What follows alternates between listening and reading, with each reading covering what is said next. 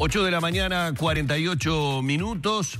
En estas últimas horas hemos estado hablando mucho del centro tribal del INAU, a partir de las realidades que se conocieron, que francamente nos dejaron muy conmovidos a todos quienes desconocíamos el alcance de muchos llamados de atención que se habían realizado con respecto a estas situaciones por parte, por ejemplo, como volvió a darse, de la Institución de Derechos Humanos. De hecho, aquí en Arriba Gente, en más de una oportunidad hemos estado hablando con integrantes de la institución que han hablado y que han denunciado y que nos han dado detalles sobre diferentes informes con respecto a la situación, en este caso, de menores abandonados o menores sin familia. Esta denuncia, sin duda, volvió a poner sobre la mesa la discusión en torno a la situación en que se encuentran niños, niñas y adolescentes en nuestro país y, bueno, de qué manera aseguramos sus derechos. Así que es muy buena la oportunidad para hablar con el abogado, el doctor Juan Fumeiro, que es coordinador del Comité de Derechos del Niño del Uruguay, de la Organización de Defensa de Niñas y Niños Internacional, sección Uruguay. Muy bienvenido, buenos días. ¿Cómo le va, doctor? Buenos días. Bueno, muchas gracias por la invitación. Bueno, digo, con respecto al tema puntual de lo que ha salido a la luz en cuanto a la situación del tribal, esto hay que analizarlo en un contexto mucho más amplio. Tenemos en cuenta que históricamente los hogares de amparo, llamados centros de protección, fueron concebidos como la respuesta que daba el Estado ante una problemática social, y la forma de separar a esas personas, a esos niños, niñas y adolescentes de la sociedad, era una de las formas de administrar el conflicto. Hay evidencia empírica de que la institucionalización de niños, niñas y adolescentes genera grandes problemas en la vida de los adolescentes, situaciones que realmente muchas veces son irreversibles. Y es así que a partir de la Convención de los Derechos del Niño, los lineamientos son de que hay que desinstitucionalizar y hay que garantizar el derecho del niño a vivir en familia. Ese es un derecho que está protegido por el ordenamiento jurídico internacional. Así vienen las recomendaciones tanto de Naciones Unidas como de la Comisión Interamericana de Derechos Humanos. Hoy por hoy tenemos de que en Uruguay, en el año 2016, cifras proporcionadas por el propio INAU, teníamos 3.816 niñas, niños, adolescentes institucionalizados. Al día de hoy, esa situación ha aumentado a 4.600 niñas y niños institucionalizados. Es decir, que en Uruguay, en vez de cumplir los lineamientos internacionales que nos vienen haciendo los organismos internacionales, estamos caminando en el sentido inverso. Es decir, que estamos aumentando la institucionalización de niños y niñas, cuando lo que se debería hacer es buscar otras medidas alternativas que, en primer lugar, tiendan a garantizar ese derecho del niño y la niña a vivir en familia, y en caso contrario, buscar un hogar sustituto, familias amigas o otros dispositivos con apoyo comunitario que tiendan a desinstitucionalizar. El año pasado, cuando se presentaron las cifras sobre maltrato infantil y datos en el Parlamento, el expresidente de la Suprema Corte de Justicia, que en ese momento era ministro de la Corte, Ricardo Pérez Manrique, exacto, hizo una crítica muy grande porque dijo que el principal maltratador era el INAU en muchos casos, institucionalizando a niños en condiciones que no eran las adecuadas y que vulneraban totalmente sus derechos. De hecho, bueno, esta es una situación de la que se mencionaba en ese momento. Exacto. También digo, otro asunto a tener en cuenta es que el INAU forma parte de un engranaje. El INAU está orgánicamente dentro del Poder Ejecutivo, responde jerárquicamente al MIDES. Pero también allí hay otros actores, otras agencias del Estado que intervienen en la situación de institucionalización, como por ejemplo el Poder Judicial.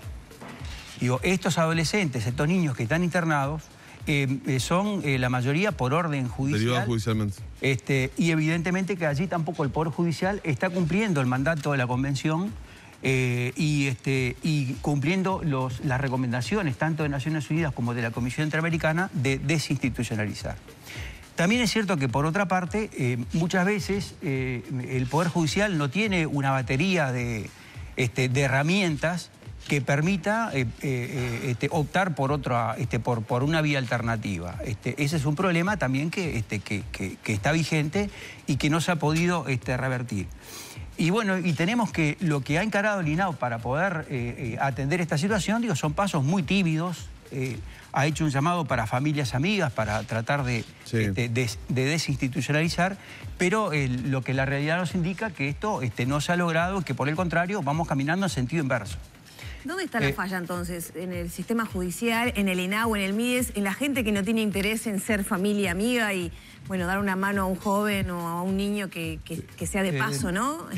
Una salida transitoria. Y llamados desiertos, quedan llamados para funcionarios que increíblemente quedan desiertos en el interior del país, por ejemplo. Claro, sí, sí. Increíble, que se hacen llamados para cupos de funcionarios y no quedan desiertos. Es así. Digo, en realidad, estas prácticas de institucionalización tienen arraigo, de décadas. Sí, del Consejo del Niño para acá, ¿no? De un siglo. Digo, históricamente el Consejo del Niño fue conseguido con esta concesión tutelar, un sistema de patronato donde era institución total, digo, y allí el niño prácticamente que privado de libertad, sin haber cometido un delito, transitaba toda su niñez y su adolescencia. Y evidentemente que la institucionalización no le brinda herramientas para poder después tener una inserción social y un desarrollo adecuado de su personalidad, digo, a nivel social. Y esas prácticas continúan vigentes. Digo, es muy difícil cambiar ese paradigma, digo, y si bien hay instrumentos y la legislación ha avanzado en ese sentido, las prácticas nos están demostrando lo contrario. Además, allí hay muchos intereses creados porque cuando uno mueve una estructura tan grande como lo es el INAU, imaginemos que para poder administrar 4.600 niños, niñas y adolescentes en situación de institucionalización, la cantidad de funcionarios que administra el sistema. Allí, la falta de capacitación denunciada permanentemente, si bien hay gente que trabaja con mucha responsabilidad y mucho profesionalismo, pero evidentemente la dimensión que tiene la institucionalización torna imposible de que tengan un trato adecuado. Por eso se recomienda que los niños deben de vivir en núcleos más pequeños, no de a 50, por ejemplo. Claro, en un ambiente familiar, si bien no es, en el caso que no pueda ser con la propia familia, con una familia sustituta, una familia amiga, que tenga los cuidados y la atención que merece un niño para un desarrollo afectivo pleno y para poder desarrollar su personalidad en términos adecuados. Sin embargo, en la institucionalización, por el contrario, no brinda esas herramientas. Entonces, ahí tenemos un gran problema. Y bueno, y las respuestas, por supuesto que el INAU tiene gran parte de responsabilidad en toda esta situación, pero también hay otros operadores del Estado que en esta situación no hacen su aporte en la forma adecuada.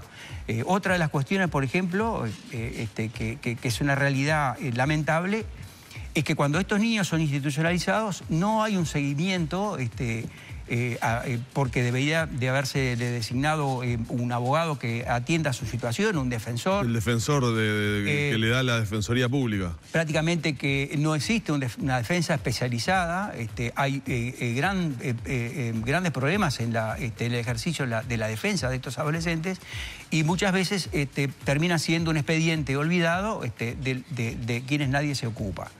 Entonces, ese es uno de los puntos a atender. El tema de la defensa, ¿no? Una defensa adecuada para hacer un seguimiento de estos casos y cuando amerita la derivación, el egreso de estos sistemas.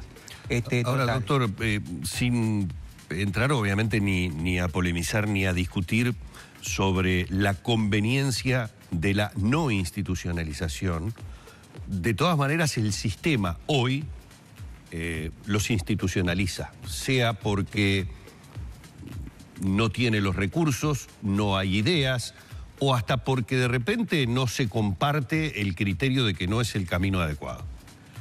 Esa es la realidad. El tema es que además de institucionalizarlo, y para mí es el tema que ha impactado más en la ciudadanía, es la manera en la que están institucionalizados.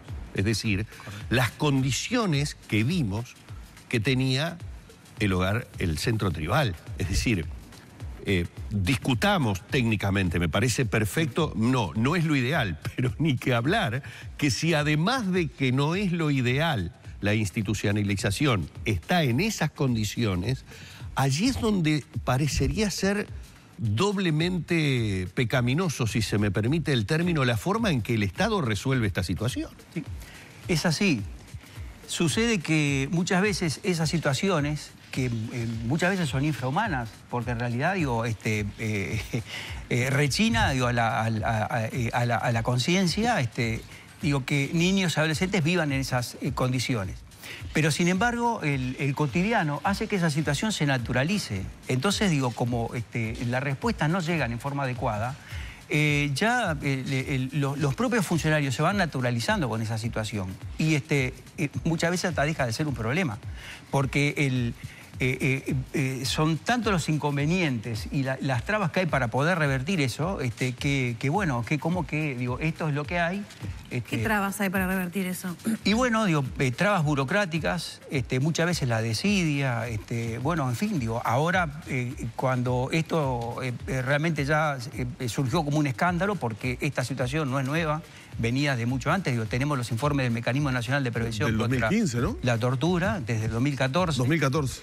Y hay varios informes en el sentido de que esa situación ya era insostenible, recomendaron medidas para paliar la situación, y las medidas no se han tomado. La situación se continuó agravando. Y ahora, últimamente, aparecen allí medidas de urgencia para solucionar. El INAU sacó un comunicado donde lo que hay son remiendos. Ha hecho remiendos en estos años. Pero además, creo esto nos debería llevar a una reflexión de pensar la institucionalidad, ¿no? De repensar el diseño que tiene el INAU, porque evidentemente que la institucionalización no es la respuesta. Y esto no pasa también, no se soluciona por más centros para institucionalizar. Porque lo que seguimos haciendo es inflando el sistema, cuando lo que se debería recorrer es un camino totalmente inverso, es desinstitucionalizar. Entonces lo que hay que fortalecer son las herramientas, también la inserción en el medio comunitario. La pregunta que tú hacías, está muy bien hecha en el sentido de que es un problema que nos involucra a todos y también como comunidad.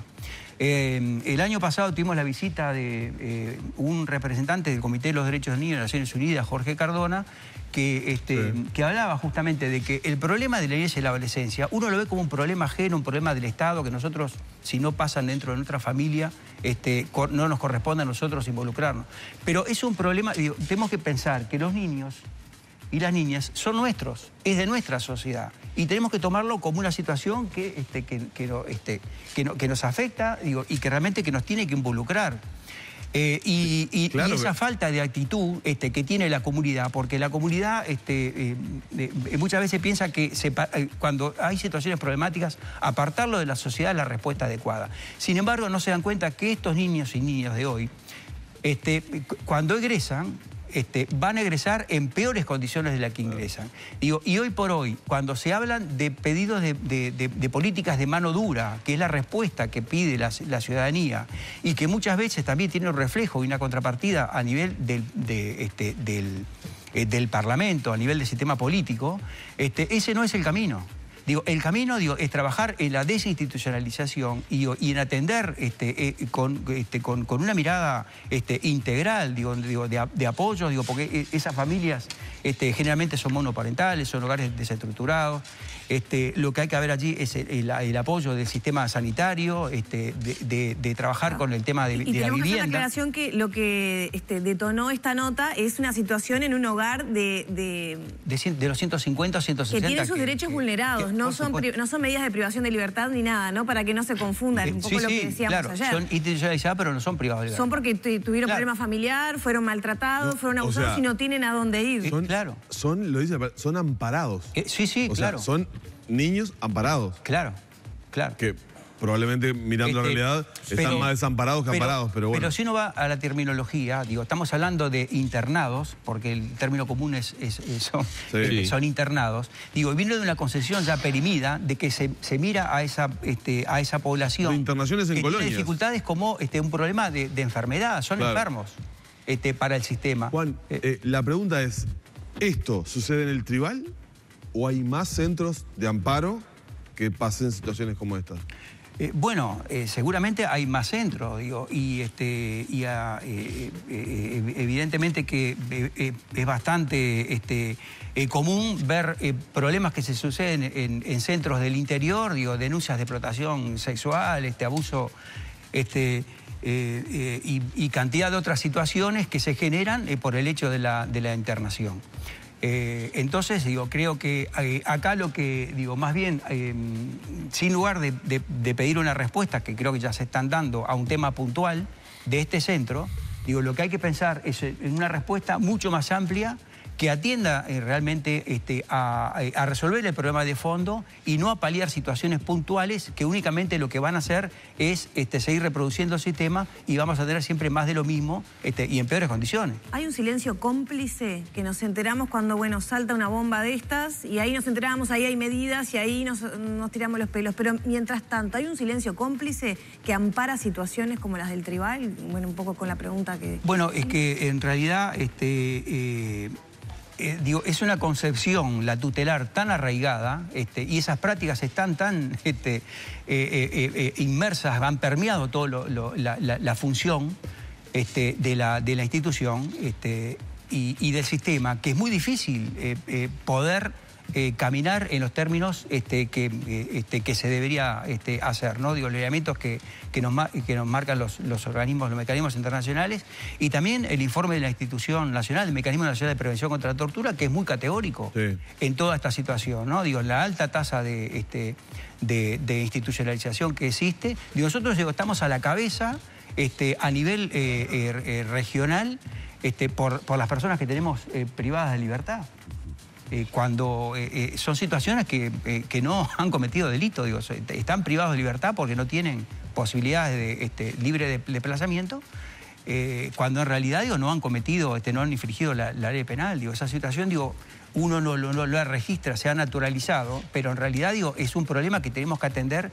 Por eso, digo, yo creo que es el momento de pensar la institucionalidad y de ver cuál es el camino para tomar para poder desinstitucionalizar y que esos niños y esas niñas tengan un apoyo del Estado por intermedio de, ya sea con sus familias, y en el caso que no pueda ser con sus familias, con una familia sustituta o con un referente adulto que se haga cargo de la situación, pero digo, ese debe ser el camino. Y no continuar, porque tampoco, si bien los niños que están en ese centro merecen una mejoría en su situación, tampoco pasa por continuar construyendo centros, no va a resolver el problema. Creo que el tema es un tema... Y también, otra que no quería dejar de comentarlo, también otro de los actores importantes es lo que tiene que ver con el sistema político.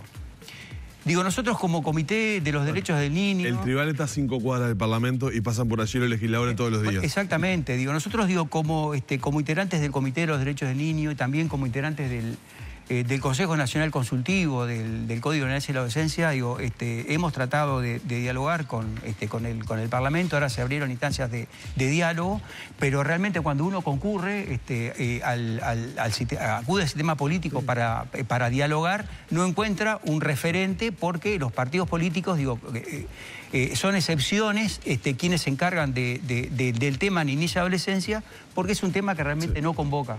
Y a propósito... A propósito de eso que usted dice, lo que yo le referenciaba sobre esa presentación de maltrato a niños, niñas y adolescentes que se hizo el año pasado, un solo legislador, se hizo en la sala Acuña de Figueroa, un solo legislador de todos los diputados y todos los senadores presentes en el Parlamento, había uno solo, una sola, era una diputada. Es así. Vamos a agradecerle mucho al doctor Juan Fumeiro estos minutos en la mañana de Arriba Gente. Bueno, a propósito de esta situación puntual, pero muy menor con respecto a lo que el doctor Fumeiro nos acaba de plantear, que es realmente debatir sobre una solución que, bueno, ya como él lo ha dicho a lo largo de toda la entrevista, desde diferentes organismos internacionales se avisa, se señala que no es el camino correcto y evidentemente, bueno, estamos dando pruebas todos los días de que realmente no es así. Doctor, ha sido muy amable en aceptar nuestra invitación. Muchas gracias y que tenga una buena jornada. Bueno, muchas gracias por la invitación y buenos días a ustedes y a la audiencia. Cerramos por aquí la entrevista con el doctor Fumeiro.